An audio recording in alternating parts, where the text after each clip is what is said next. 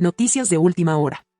5 cargos en contra de John Pollitt, hijo del excontralor Carlos Pollitt, quedarían desestimados por el acuerdo con la justicia de Estados Unidos. En el convenio se contempló la declaratoria de culpabilidad por el cargo de conspiración de lavado de activos. John Pollitt, hijo del excontralor general Carlos Pollitt, busca obtener una sentencia mínima dentro de la justicia de Estados Unidos. Para lograr este objetivo, el empresario ha llegado a un acuerdo con la fiscalía de esa nación. En el convenio se contempló la declaratoria de culpabilidad por el cargo de conspiración de lavado de activos.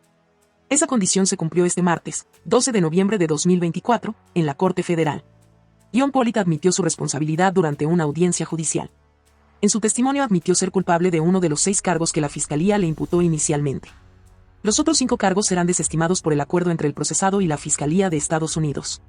Los delitos que ya no se imputarán en su contra son 3 cargos por lavado de activos y 2 por transacciones de bienes derivados de actividades ilícitas. De hecho, John Pollitt fue acusado por la Fiscalía de los mismos cargos por los que fue juzgado su padre, Carlos Pollitt, y sentenciado a 10 años de cárcel por esos hechos. Sin embargo, la Fiscalía de Estados Unidos y Pollitt hijo han llegado a un acuerdo para que este último tenga una rebaja de su pena significativa. Pero, para que esto ocurra, el hijo del excontralor también deberá cumplir con una serie de condiciones. Entre las medidas y acciones que la Fiscalía exigió a John Pollitt está la cooperación en la entrega de información de personas y empresas que participaron en la trama de corrupción para lavar el dinero ilegal en Estados Unidos. Incluso, Pollitt hijo podría trabajar de forma reservada para desmantelar redes que se dedican a estos ilícitos. La defensa de Pollitt debe entregar informes, documentos, cuentas bancarias y demás información que permita o que lleve a la judicialización de otras personas o empresas involucradas en estos hechos. Todos estos requisitos deberán ser comprobados por la Fiscalía para que ésta emita un informe a la jueza del caso, Kathleen Williams, y que solicite una pena menor por la cooperación. Según las estimaciones de los abogados, la reducción de la condena de John Pollitt debería ser significativa. Se contempla que sea menor a 10 años, que fue la condena impuesta a su padre y excontralor, Carlos Pollitt. En el acuerdo también se establece que John Pollitt también deberá rendir versiones, testimonios y pruebas en contra de otros procesados de los que tenga evidencia. Las negociaciones entre los abogados de John Pollitt y la Fiscalía aún están en marcha. Las partes tendrán al menos 2 meses para llegar a acuerdos concretos. La lectura de la sentencia en contra del hijo del excontralor general está agendada previamente para el 30 de enero de 2025. Seguimos con las noticias. Vicepresidenta Verónica Abad asistirá a la Asamblea Nacional de forma virtual. Este 13 de noviembre, el Legislativo conocerá y resolverá la petición de Abad sobre la suspensión de sus funciones por 150 días. De forma virtual, la vicepresidenta Verónica Abad asistirá a la sesión del Pleno de la Asamblea Nacional este miércoles, 13 de noviembre de 2024. La legislatura invitó a la segunda mandataria a las instalaciones del Pleno para conocer y resolver respecto a la petición que hizo Abad a la Asamblea Nacional para que actúe frente a la orden de suspender sus funciones por 150 días y sin remuneración, emitida por el Ministerio de Trabajo. En el escrito de Abad, que fue dirigido a la Asamblea, esta decisión es arbitraria, inconstitucional e ilegal. Además añade que el sumario administrativo por el que fue suspendido violenta y lacera la institucionalidad del país. Demostrando una vez más que a este gobierno y a las entidades que han figurado en este acto poco les importó lo que dispone la ley y el orden constitucionalmente establecido. Por estos hechos, la presidenta de la Asamblea, Viviana Veloz, convocó a Abad para la sesión. Sin embargo, se ha confirmado que la presencia de la vicepresidenta será de forma virtual. Los 137 asambleístas están convocados para este 13 de noviembre a partir de las 15. En esta sesión se prevé que el ente legislativo se pronuncie sobre la suspensión de Abad de su cargo. De hecho, se espera que con el apoyo de la mayoría de los asambleístas, el Pleno genere una resolución de rechazo y el anuncio de un juicio político a la ministra de Trabajo, Ivonne Núñez. A eso se suma lo anunciado este martes, 12 de noviembre, por la presidenta de la legislatura, Viviana Veloz, quien pedirá a la Corte Constitucional un dictamen interpretativo sobre las competencias de la ministra del Trabajo para la inhabilitación a la vicepresidenta de la República elegida por voto popular. Actualmente, la vicepresidencia está encargada a Saria Moya. Ella fue designada como vicepresidenta encargada en aplicación del artículo 150 de la Constitución de la República, el 11 de noviembre pasado. Seguimos con las noticias. La Asamblea Nacional va a solicitar a la Corte Constitucional un dictamen interpretativo sobre las competencias de la ministra de Trabajo sobre esta inhabilitación. La consulta que hará la Asamblea a la Corte Constitucional es si es que el Ministerio de Trabajo podía o no suspender a la vicepresidenta Verónica Abad en su cargo mediante un sumario administrativo. Decisión de la presidenta que encuentra el respaldo en las bancadas legislativas. Aseguran que la Corte es la única instancia que puede resolver lo ocurrido. Si es que la Corte Constitucional determina que existe un incumplimiento y que la ministra se ha revogado funciones, entonces tiene que comenzar el proceso de fiscalización de forma inmediata. Se habla de Cancillería y Ministerio de Relaciones Laborales. Juicio político en contra de la ministra de Trabajo, porque es evidente cómo se vulnera toda la norma constitucional. La ministra, al ser una funcionaria de menor rango jerárquico, ¿cómo se sanciona a uno de elección popular? O sea, estamos de cabeza. En Construye, Jorge Peñafiel dice que independientemente de lo que la Corte pueda dictaminar, la Asamblea debe tomar acciones radicales, ya que una vicepresidenta electa por el voto popular no puede ser reemplazada por un decreto. Estamos ante un golpe de Estado, pretendido ser y escondido a través de circunstancias jurídicas. Pero es, sin duda alguna, el desconocimiento de la voluntad popular. La bancada de gobierno defiende la decisión del presidente Daniel Noboa. Valentina Centeno asegura que lo actuado sobre la vicepresidenta tiene sustento constitucional. Existe una sentencia constitucional de la cual siempre seremos respetuosos y también de la decisión ministerial tomando en cuenta la independencia de funciones. El candidato a la presidencia de la República por Pachacutic, Leonidas Sisa, presentó una querella por supuesta calumnia en contra del expresidente Guillermo Lasso. El dirigente indígena acusa al exmandatario de haber usado un espacio de entrevistas para desmerecer las movilizaciones de la CONAIE de octubre de 2019 y de junio de 2022. Isa pide 2 años de prisión para Lasso y el pago de $2 millones. Sindicatos llaman a una protesta contra el gobierno de Daniel Noboa para el 21 de noviembre. El Frente Unitario de Trabajadores reclama acciones ante la crisis energética y de empleo y piden la salida de Noboa. Mientras, la CONAIE se reunirá mañana para planear sus acciones. En un ambiente encrespado por los apagones y los conflictos internos al interior del Palacio de Gobierno, las principales fuerzas sociales anuncian acciones de protesta antigobierno para la próxima semana, por lo que consideran la incapacidad de Daniel Noboa para encontrar soluciones a las adversidades nacionales. Dentro de 3 meses, 13 millones de electores irán a las urnas para elegir dignatarios, pero la crisis política, económica, social, energética y de seguridad motiva las primeras frases de buscar la salida del presidente de la República, Daniel Noboa Asín, quien busca ser electo de nuevo en el cargo para el periodo 2025-2029. El Frente Unitario de Trabajadores, de la Unión Nacional de Educadores, de estudiantes secundarios y universitarios preparan una manifestación nacional para el 21 de noviembre, en las que demandarán soluciones del gobierno nacional. A esta movilización se unirán estudiantes y sindicatos afines, como el Frente Popular, cuyo presidente, Nelson Erazo, pidió al régimen soluciones para garantizar los derechos y la estabilidad laboral. En más noticias. La ministra de Energía, Inés Manzano, anunció que se podría concretar un primer contrato con una empresa colombiana para la compra de energía. Mientras tanto, gremios de generación eléctrica de ese país pedirán al gobierno de Gustavo Petro que se levante la restricción de exportar energía a Ecuador, tomando en cuenta la mejora de sus embalses. Que Colombia exporte energía a Ecuador sigue siendo la opción más cercana para superar en algo la crisis eléctrica. La ministra de Energía encargada, Inés Manzano, señaló este martes en el Foro de Sostenibilidad que se lleva a cabo en Quito que está cerca la adquisición de energía a privados. Hoy me toca terminar el contrato con Colombia, o un privado de Colombia. Hoy tengo luego que hacer la visita al Procurador General del Estado. Me revisa la cláusula arbitral. Sin embargo, no dio detalles porque dijo no quiere dar falsas esperanzas. En todo caso, en Colombia se abre otro escenario positivo para Ecuador, pues se registra una mejora en sus embalses tras las intensas lluvias de los últimos días. Hemos tenido lluvias por encima de la media histórica, más o menos un 130%. Hoy digamos que amanecimos con un nivel de embalse cercano al 61.9%. La meta de Colombia es alcanzar el 67% de los embalses hasta el 1 de diciembre, y eso se logrará si las lluvias continúan con intensidad como hasta ahora.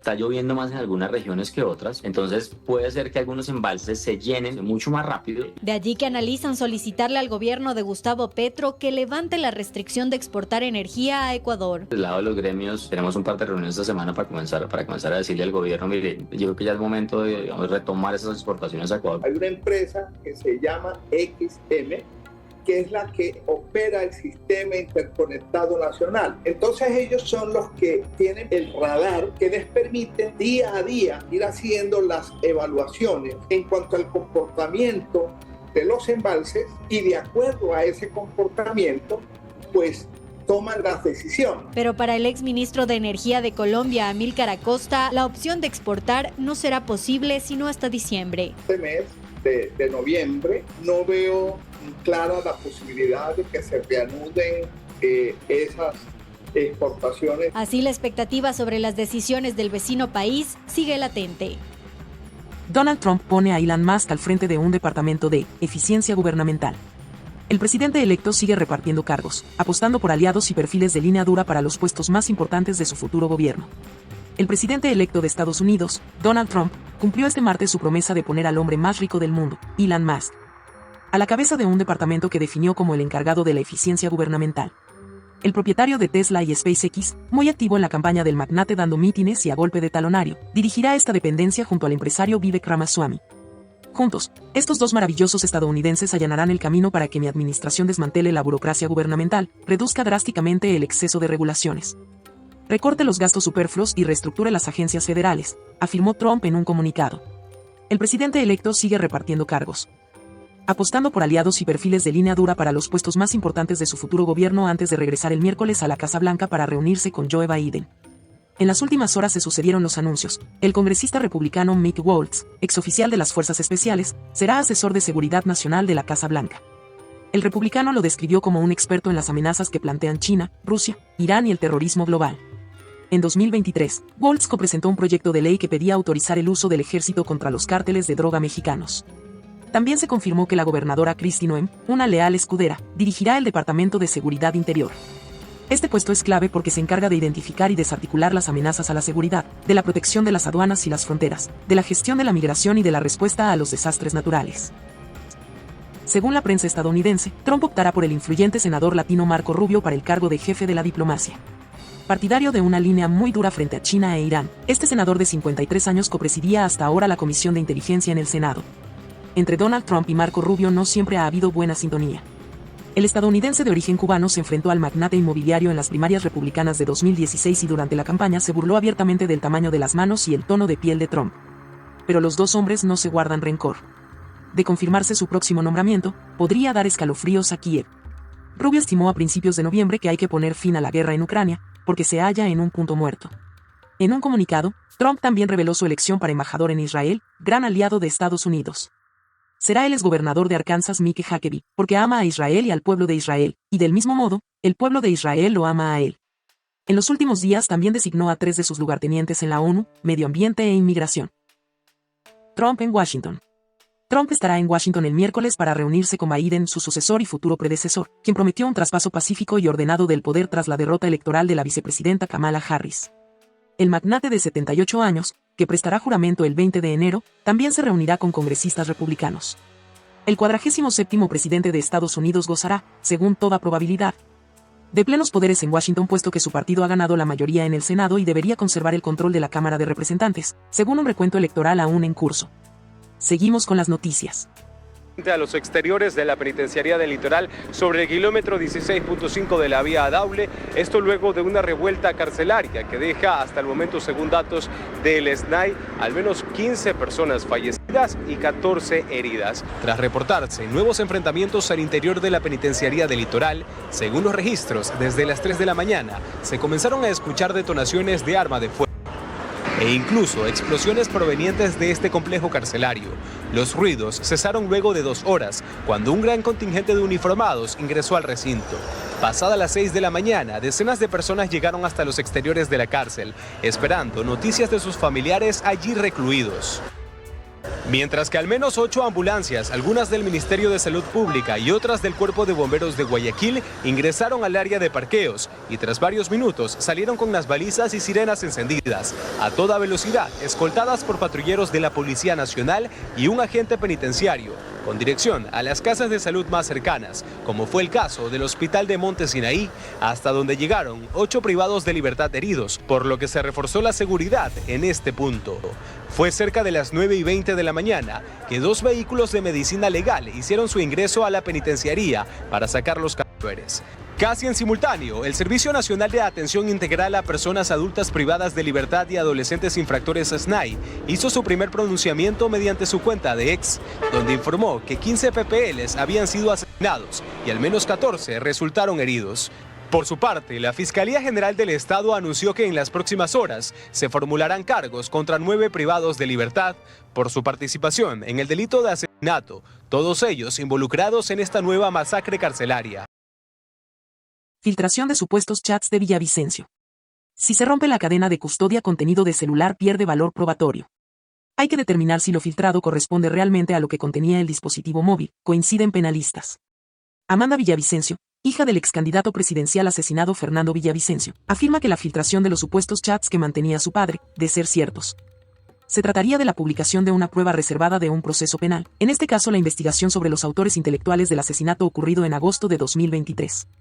Violan el secreto de correspondencia de mi padre y de las personas con las que él se comunicaba, exponen a sus fuentes, afirma en un video publicado en su cuenta de X, en el que indica además que espera el peso de la ley sobre la filtración, la que considera como una acción infame. ¿Pero qué dicen los penalistas sobre la filtración de los presuntos chats de Villavicencio realizada en redes sociales? El penalista Nicolás Salas explica que, cuando un aparato tecnológico, teléfono, computadora, laptop, flash memory, ingresa o se deposita en la Fiscalía General del Estado para realizar algún tipo de experticia, pasa por algo que se conoce como la cadena de custodia. El fin es garantizar que la información que se encuentra contenida en ese dispositivo electrónico no sea modificada, alterada o vulnerada. En caso de que se rompa la cadena de custodia, lo correcto procesalmente hablando es que esa evidencia esté anulada, afirma el penalista Julio César Cueva. No la pueden usar si ya hay una rotura de la cadena de custodia. En estricto derecho, añade, si la defensa de quien sea que esté acusado por causa de esos chats demuestra que esa cadena de custodia se ha roto, esa evidencia no puede ser admitida. Justamente la cadena de custodia sirve para preservar la evidencia y que no se contamine. Entonces, una evidencia contaminada no puede tener un valor probatorio. Aunque, al final, todo dependerá del juzgador. El tema de que si se rompe la cadena de custodia puede invalidar una prueba, sí puede hacerlo, pero no siempre lo hará, todo va a depender de la apreciación del juez, afirma César García, profesor universitario de Derecho Penal. Si bien la cadena de custodia garantiza la autenticidad del estado original del contenido, al final son otros factores también los que intervienen en esta circunstancia. Si acredito que efectivamente hubo la filtración de la cadena de custodia, pero también puedo acreditar probatoriamente que el contenido de la cadena de custodia no ha sido alterado, entonces allí podría argumentarse que la prueba todavía es válida, señala García. Los mafiosos y su caja de resonancia, los narcoperiodistas quieren por tercera vez asesinar a nuestro padre. No les hagamos el juego, el periodismo valiente no se amilana, no se rinde ante las amenazas de la boina ni se doblega ante el crimen organizado. Amanda Villavicencio. Para la libre valoración del juzgador hay que considerar la legalidad, la autenticidad, el rompimiento de la cadena de custodia y el grado actual de aceptación científica y técnica de los principios en que se fundamenten. Eso quiere decir que la cadena de custodia solamente es uno de los criterios, explica. Fiscalía desmiente que celular de Fernando Villavicencio esté en poder de desconocidos. Si en la pericia se establece que un contenido es auténtico, esto debería valer para el juez a la hora de determinarlo como prueba, más allá de que se haya roto o no la cadena de custodia. ¿Qué sucede con el atentado del derecho a la privacidad? Cada vez que una persona tiene comunicación con otra a través de cualquier mecanismo de mensajería instantánea se activa una garantía que es el derecho a la intimidad personal, afirma Salas. El señor Fernando Villavicencio falleció, por lo que ya no es titular de ningún derecho, pero respecto a las personas que mantuvieron posiblemente comunicaciones con él, sí tienen esta garantía. Uno de los delitos que pueden darse es la violación a la intimidad, a la privacidad de las conversaciones de cualquier naturaleza. Para incurrir en ese delito, lo primero que tienes que verificar es que los chats sean auténticos, porque, si yo me invento unos chats entre alguien y su jefe, por ejemplo, no estaría violando la intimidad porque los chats son falsos. Afirma Cueva, quien concuerda con Salas en que lo primero que hay que identificar es si los chats son reales. Hay que identificar el origen de la información y si esta última fue modificada o adulterada. Si en ese trayecto existe alguna vulneración a algún derecho que pueda constituir una infracción penal, tendrá que investigarse de acuerdo a la ley, asegura Salas. En caso de que la filtración corresponda al contenido original del celular y este sea parte de un expediente judicial, lo primero que debe hacerse es determinar en qué fase se encuentra el proceso. Si está en fase preprocesal, investigación previa, no solamente el teléfono, sino todo el expediente fiscal, toda la investigación de la Fiscalía está protegida por ley bajo el concepto de reserva, añade Salas.